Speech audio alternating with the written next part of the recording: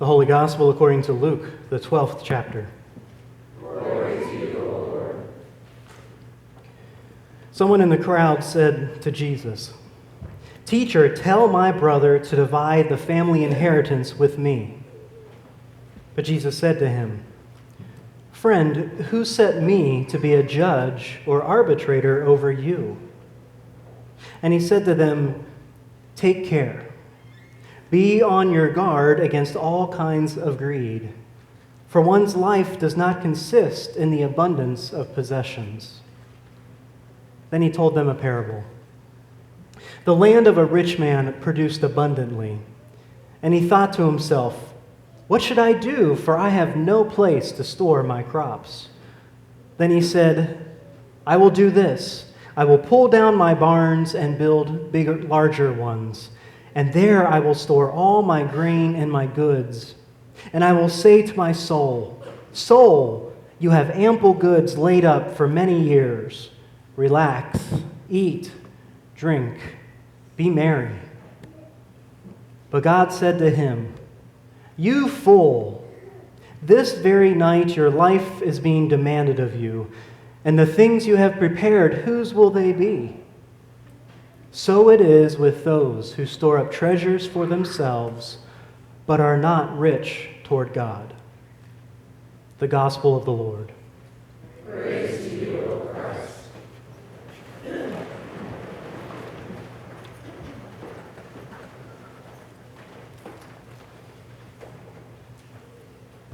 If you remember from 2 weeks ago, I began my sermon up here with this theory that I had made up myself. And if you remember, the premise of this theory was what the most common responses were when I greet someone by saying, "How are you?" And you might remember that I said that the top 3 responses I recall hearing, the first one would be, "I'm good." The second one is, "Well, okay." And the third one, when I said it, I left it blank. And I said, "I'm just so." And my theory that day, which admittedly was there to set up my sermon, was that people most often say, "I'm just so busy." But when I stood up here and I left that space for you all to fill in the blank, the overwhelming response from you all was, "I'm just so tired." You might remember I was a little taken aback. I mean, it took me a second to process because I was in that busy mode. That's what I was thinking about and wrestling with that week. But as soon as you all said that, I went, "Yeah, I'm kind of tired too, now that you mention it." Is anyone still feeling tired today? Yeah. Wow, we should just take a nap. Well, you already do that during sermons.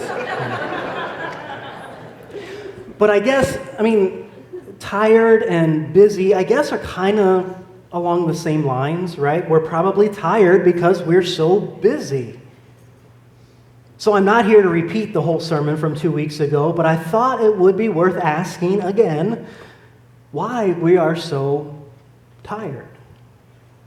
And if any of these reasons that make us tired affect how we live as children of God in this world. Now, I know there can be lots of reasons that we are tired. Last night after the Saturday night worship, when people were greeting me at the door, someone came up and said, "I'm tired because I'm old." I said, "Well, I wasn't going to say it, but..." Maybe we're tired because we're a parent and chasing the little ones, or a grandparent. Maybe we're tired because our schedules are just so full. But I thought that one reason that especially came to mind in light of the parable that we just heard is that we believe, just like the rich man in Jesus' parable, that in order to, as he said, relax, eat, drink, and be merry, we have to have ample goods laid up for many years. That's what he said, right? We have to have, plush savings accounts. We have to have silos and attics and storage units that are filled to overflowing with those things we love. We need to have the newest phone and the biggest TV. We need in order to be merry and happy. And doing all of those things in an attempt to satisfy our desires, when we do that, we make ourselves tired. Anyone know that feeling? How many times have I preached on this? And how many times do I need to hear it? Or how many times do we all need to hear it to believe that this is true? We make ourselves tired because we can't decide how much is enough. I mean, could you honestly say, if I had X amount of money, I'd be good. I'd be done. I could sit, I could relax, eat, drink, and be merry.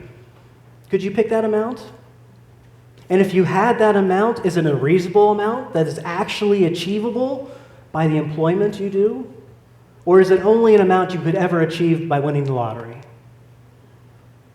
What are our expectations to be satisfied? Are we working ourselves to death? Are we tiring ourselves out in order to achieve unrealistic expectations? I mean, sometimes I think we are. Sometimes not.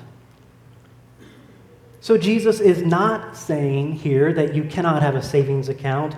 He's not saying that you can't have dreams and expectations or work hard to try to achieve them. He's not saying that you can't build bigger barns and store more and more crops for later.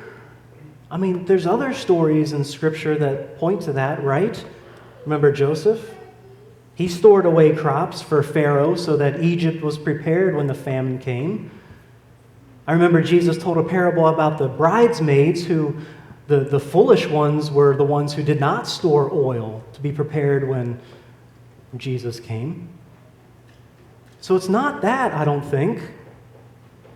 I think Jesus calls this rich man a fool because in the midst of storing up all of these treasures, this man has not been rich toward God. I mean, what did Jesus say before he told this parable? He said, "Take care, be on your guard against all kinds of greed, for one's life does not consist in the abundance of possessions." Sounds like our foolishness sometimes comes from our acts of greed. And so I wonder if we're tiring ourselves out because of this greed. Now, it's one thing if you're tiring yourself out because you have to work this hard to even try to scrape by. I mean, a savings account, what's that? A windfall of extra crops? Never been in my cards. But I also believe that in this kind of society that we live in, barely scraping by is sometimes the result of the greed of others. In a lot of ways, the wealth accumulated by some tends to be because of or on the backs of others. So I think that's yet another reason for us to be on guard, because our greed does not only affect us, but our greed can affect those around us as well. But yet, hasn't our society always taught us that we have to do whatever it takes to be successful? We have to jump on those opportunities first before anyone else can get them. We find those shortcuts and those loopholes that we can benefit from. I mean, you can't get to the top by being nice. But again, I'm not saying that you can't work hard and take the opportunities that come your way. But I just think that in everything that we do, we need to ask the question, are we being rich toward God? Am I being rich toward God? I think being rich toward God can mean different things. One thing I think it could mean is to be generous. I mean, we kind of hear that when Jesus says, "So it is with those who store up treasures for themselves, but are not rich toward God." I mean, store up the things that you need as long as God gets a share, since God is the creator of those treasures. Give to the church. Give to those places and people and organizations that are doing the work of God in this world. Give a share to those who need it. Don't be greedy. Be generous. I believe it's absolutely true that I've heard it said when you can tell a person's priorities by looking at their credit card statement or their checkbook ledger or their calendars and seeing where they spend their time during the day. Because our treasures are not just money. But to continue thinking about it with money, if you're familiar with investing and investments, there are categories you might have heard of called social purpose investments or impact investing. It's a way to use investments and money for positive things in the world. For me, an example would be investing in renewable energy instead of a prison corporation or something like that. Because, like I said, in all things that we do, wherever we put our time and resources, we should be asking, am I being rich toward God and God's kingdom? Or am I letting greed drive decisions? Because really, these kinds of investments, these social purpose investments, have been around a long time, but are only now catching up to regular investments. So for the longest time, it was an intentional decision to invest in that way instead of another way. So maybe it's worth asking your bank or Thrivent, if you're invested with them, how are they invested? What are they investing in? But like I said, it's not just money. Are we being rich with our time, with our skills, with our talents? Or are we hoarding our time, not offering our time, our availability to anyone else? Are we keeping our particular skills walled off by, a grain bin like the rich man, only using them when they'll benefit me, myself, and I? Or are we being generous and looking outside of ourselves for opportunities to be rich toward God and be rich toward the world and rich toward each other? I really think we tire ourselves out hoarding all these resources. It is exhausting to feel as though we do not have enough. Don't you think? It's exhausting. And yes, sometimes there is not enough, and we have to work tooth and nail just to make it to tomorrow. But there's other times where we cannot even see the abundance that's right in our midst. Or like the family feud that prompted Jesus' parable in the first place, the generosity of one family member is completely overshadowed by the greed and the human desire to get more and more and more, and just think that we're not getting what we deserve. So yeah, I think this parable can be about not being greedy and being generous instead. But I think more importantly, it's a parable that tells us about the freedom in which we can live, knowing that this is not up to us. We do not have to exhaust ourselves and be tired all the time thinking that we are the source of our eternity. When we think we are, we absolutely make ourselves tired. One's life does not consist in the abundance of possessions, says Jesus. Our life does consist of what we do with what we have.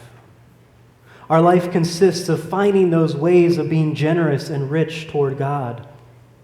Our life consists of knowing that we are in God's hands and that we can live in the freedom and the abundance of life just because we know we are children of God. Amen.